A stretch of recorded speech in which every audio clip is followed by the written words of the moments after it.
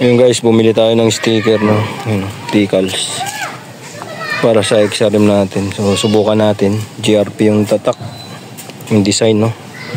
So kabit natin to sa ating XRM kung maganda siya.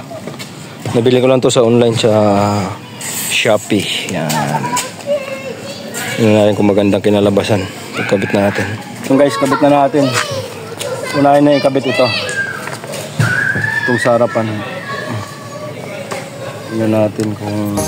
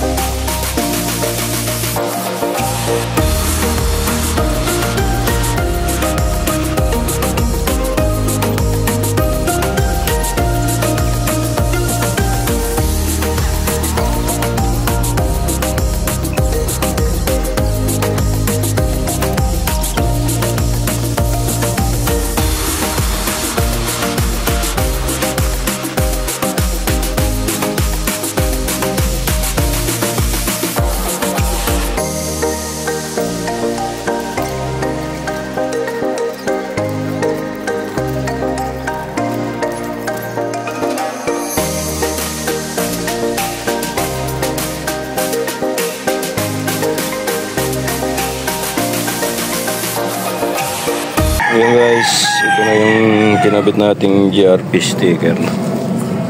Ayan. Hindi naman siya perfect talaga, pero pwede na. Ayan, GRP. Ayan.